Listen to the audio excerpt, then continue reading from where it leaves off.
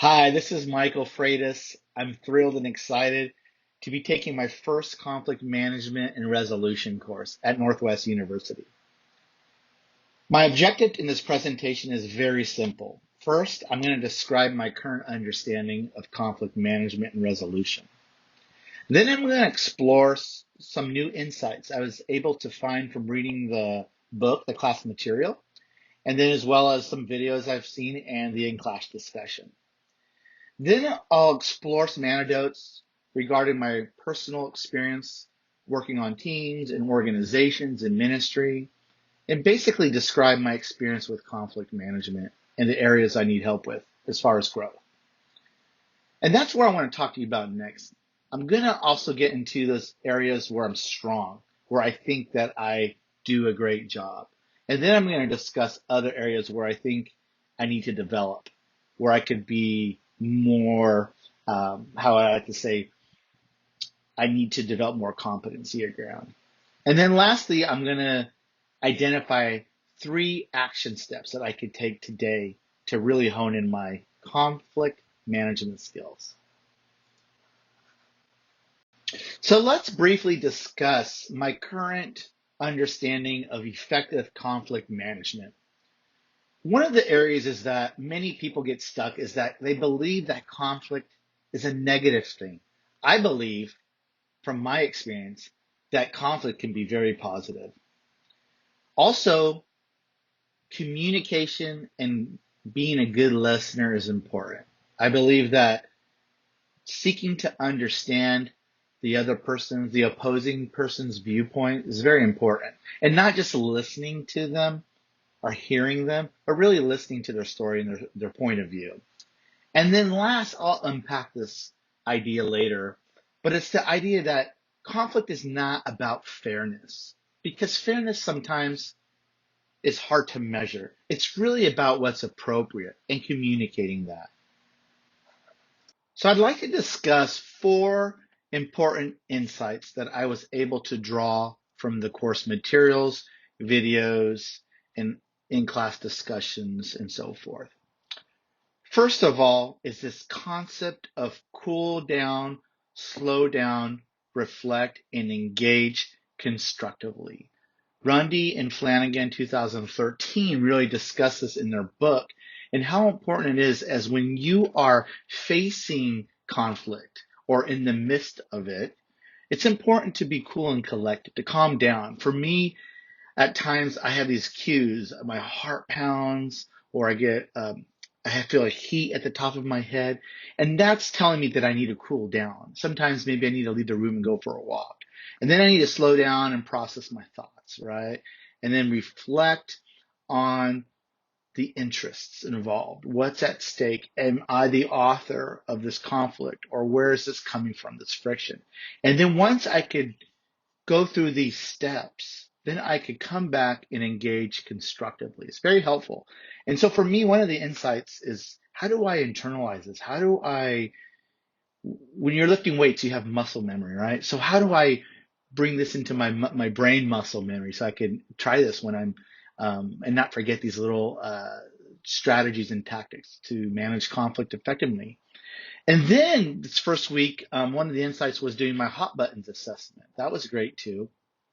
After doing the assessment, I learned that my hot buttons primarily are people who display abrasive behaviors, who are rude, condescending, maybe they lack social skills, and then untrustworthiness. Those are some areas that I've discovered. It kind of validated what I thought my hot buttons would be too.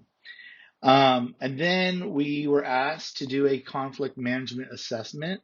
I'm a compromiser and a problem solver. And when I started to think about what does that mean, as I was reading the text, Rundy and Flanagan, I started to see how that can be integrated with how Rundy and Flanagan discuss the importance of conflict management leaders, uh, not only just being conflict competent individually, but in business, on teams, and organizationally.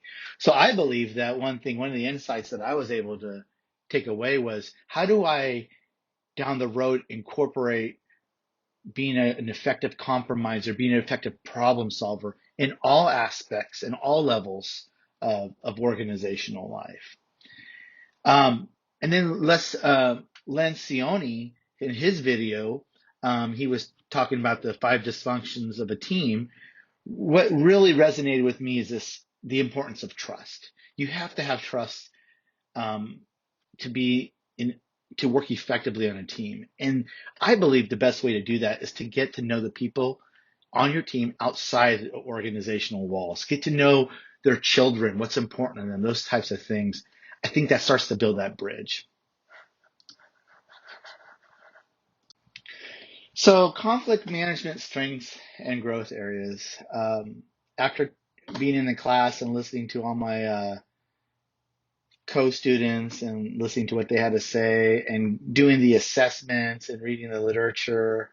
My strengths are listening. I think I've gotten better at that over the years to be a great listener. And with that comes validating. I think one area that I do a great job at is listening and then restating to make sure I understand that person's point of view so I can validate their perspective. And then that leads to communication because I am effectively communicating and really sets the stage up for a collaborative resolution process. Some of the areas where I need growth and need to get better at, where I don't do that great of a job, is this idea of temper tone. And I didn't create this term up myself. I actually got it from the Rundy and Flanagan book, but is the idea that I need to tame the temper, right? And I've gotten better at it, but I really need to um, uh, learn how to I know when I'm getting upset and I know when my hot button's being pushed, but I want to be more effective to temper tone that, like just tone down. And I think there's some ways that I could be effective and, again, taking a walk, maybe saying, can we talk later? And what happens when I don't do that, it leads into avoidance. If if I don't learn how to manage that, I'll want to avoid that person or avoid that situation. And in the past, that's not a healthy thing. Um, and having a conversation face to face, that's always been tough for me. Sometimes an email is better or a letter. You can articulate your thoughts, but I think there's value in face to face. I think you break down barriers and you build trust, especially when you're working on a team. It's important to have that face to face conversation. And when there's a conflict, it's better to resolve it early and often. And then lastly, I have this tendency sometimes to talk too much. And when I'm get nervous or I'm in a conflict, I want to be heard. So I have a tendency to repeat myself over and over. And I have found that the other person, that might be an annoyance to them. It might interpret that as just noise. And so that's been an area where I think I need to grow. Because if I'm talking too much, I'm definitely not listening. So those are some areas I definitely need to work on. So I'd like to share an insight that I thought about this week as I was reading the material from the class. But it's this idea about fairness and appropriateness. There's a gentleman by the name of Steve Gates right here, and he works for the Gap Group, which is a consulting company that specializes in the consumer packaged goods industry. He does this a lot of work primarily with negotiation, but he has a section in his book about confronting conflict within the context of teams and negotiation. But what he says that I found interesting, I mean, he has a lot of stuff about maintain your self-control, use silence. That's a key tool, I think, in conflict management, and manage discomfort. But really what he says is that don't allow your sense of fairness to influence your behavior. Because fairness, what you think is fair, what the other person thinks is fair, is not always the same. It could be lined up in presuppositions, your background, and so forth. But really, it's about addressing what's appropriate in the context of negotiation. But I believe strongly that this is applicable to how we manage conflict. And I wanted to share it with you. So that's one thing that I think is important to me is that when I deal with conflict, it's not necessarily what's fair, but what's appropriate to say, what's appropriate to request. So my plan of action or action steps is it's really very simple. When I get angry, you can see that little face on the presentation. I really want to reflect on my emotions. What's being said or what's going on and how's that making me feel? And then after that is that idea that Rundy and Flanagan say, cool down is really just allow myself a self to step away from the situation. Even when I think I want to say something or I'm okay, just force myself to do that because in doing that, I might reflect and have a better way to respond, right? And then face to face.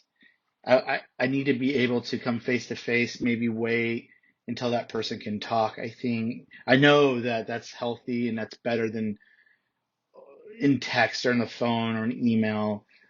Sometimes those facial expressions are missed and those are important. And then lastly, being a better listener, really, really doing that. These are some action items I can do right now to hone in my skills to be a better conflict competent manager. So, thank you again for this time of sharing, and I look forward to seeing what the other classmates are doing.